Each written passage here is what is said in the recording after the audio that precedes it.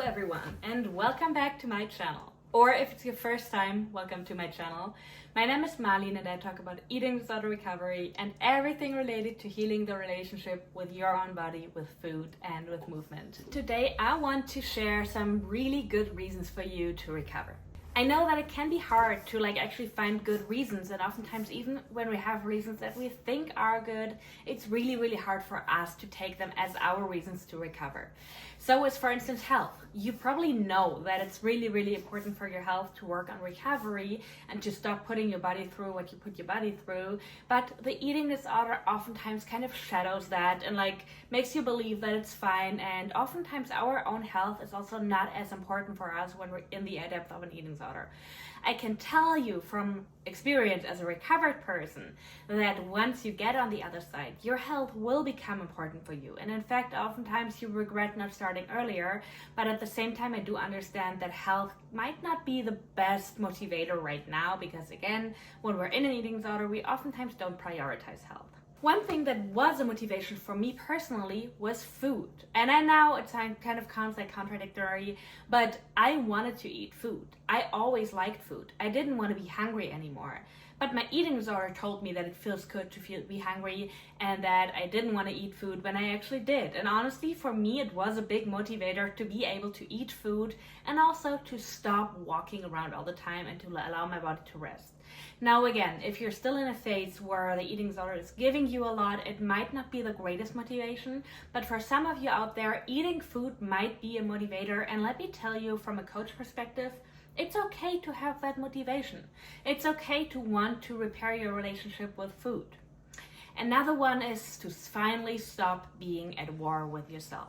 I know it can feel impossible, and therefore a lot of people won't even start to try to recover and to, stop being at war with their bodies, but it is possible. And as somebody who was at war with her body for at least 12 years, if not longer, I can reassure you it is possible. And to stop being at war with your body, to actually be able to be nice to yourself, to be kind to your body, to listen to your body is the best thing ever. Sometimes I don't even know how I did it before, because now it became so normal for me to be kind to my body. And I'm not saying that I always love my body.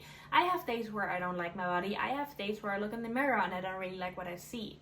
But I can still be kind to my body and I can still respect my body, even on days where I might not love myself or my appearance as much. Another one is to live life up to your values. And this might also be a little bit tricky when you're still in the depth of an eating disorder, because oftentimes values are not as important to us when we're really engaging in habits and in behaviors. But at the same time, there might be a part of you that feels bad for not living up to their values right now, because you actually know that you're lying, that you're not being the most loyal person, that you're always prioritizing your eating disorder. Oftentimes that can create some kind of conflict, because you actually know this is not you. At the same time, it's the only way you know and the only way that feels possible for you right now. And I can assure you, once you start recovering and once you get on the other side, it will be completely possible to live up to your values.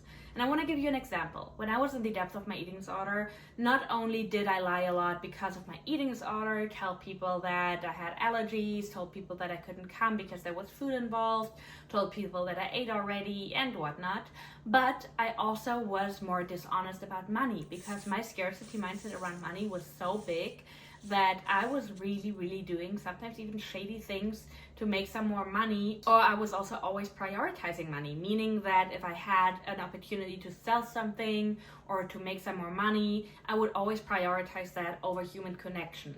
And that is something that I always felt very bad for, even in my eating disorder, but it felt so out of my control, because I felt like I had to make this money and I had to optimize my money. And I was even aware that it was connected to my eating disorder, but I felt like I could not change that. Now that I'm recovered, money is still a topic for me, but in a completely different sense. Oftentimes I actually prioritize my friendships now, and even though I could go somewhere for an hour to babysit and make a little bit money, I would rather go out with friends and spend some money, which my eating disorder me would have never understood.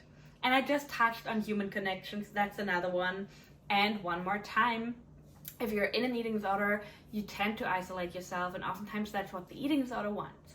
But if you really ask yourself, Is that really me? I'm not saying that you always have to go out all the time, that you have to be a big people person, but we all as human beings crave human connections. And if it's just one or two people that you're really close to and that you can open up to, sometimes that's all it takes.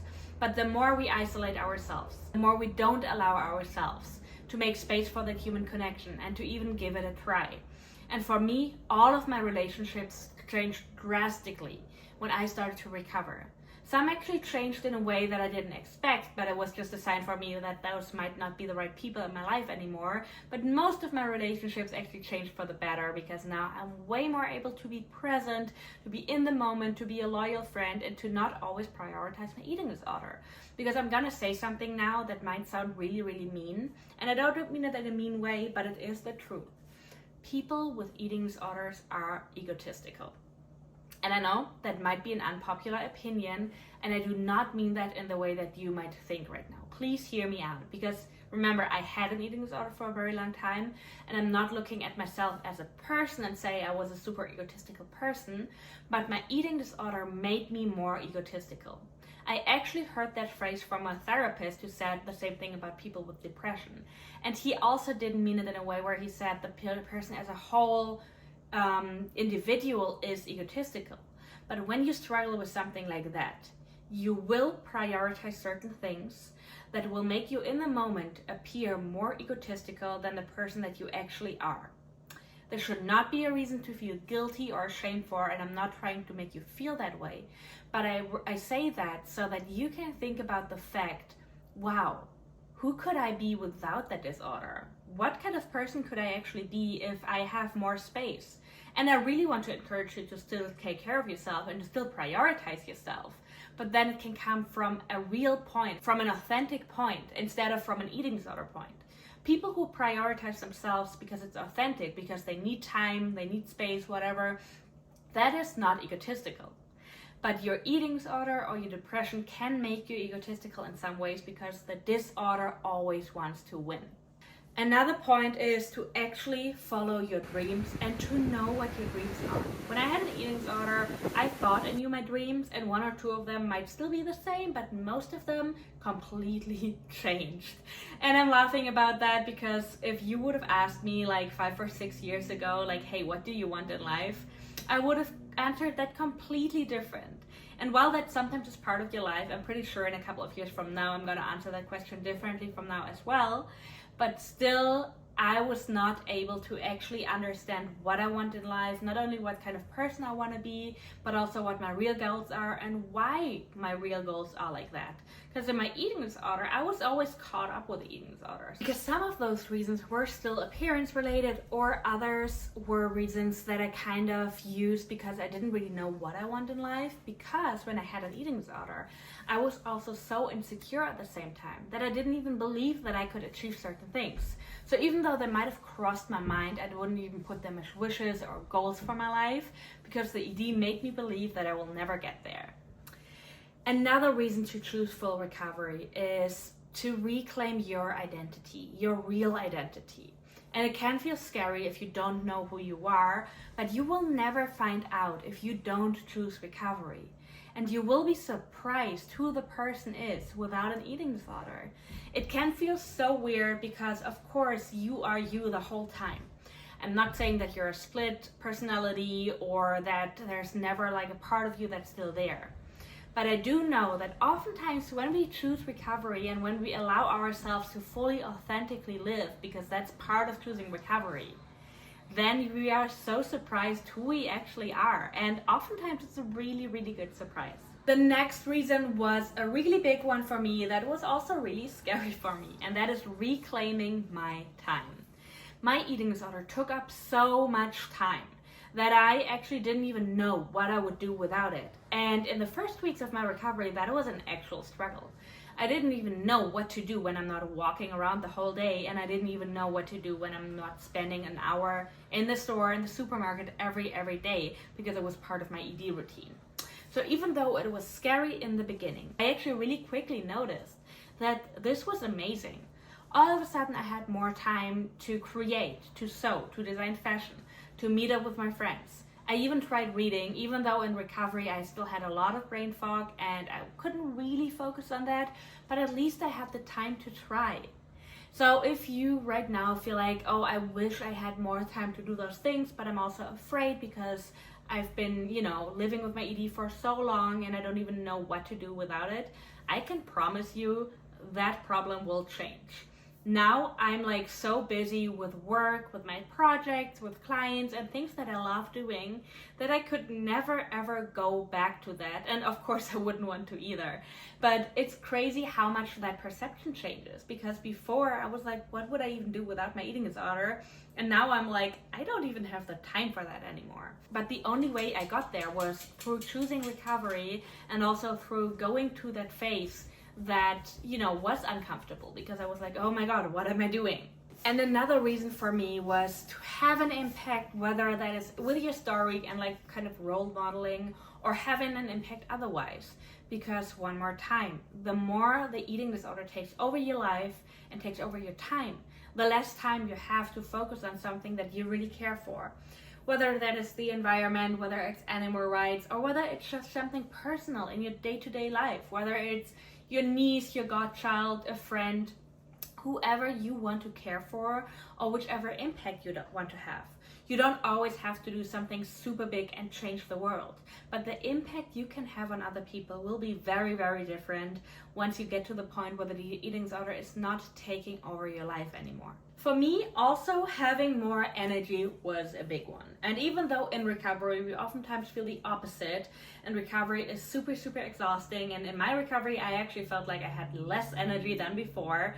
I can tell you now I do have a healthy amount of energy now that I'm through recovery and that I'm eating on a regular basis, because of course you don't have energy when you're not eating enough, when you're over exercising, and also when you're thinking about food all the time. So these factors really have such a big impact on your energy levels, and also hormonal balances and everything in your body that I'm not even taking into account here have an impact too. So actually having energy and also having mental space, having the head space to focus on something. In my recovery, I would always think about food. I felt raced all the time. I felt like I could never sit still and I could never really focus on something.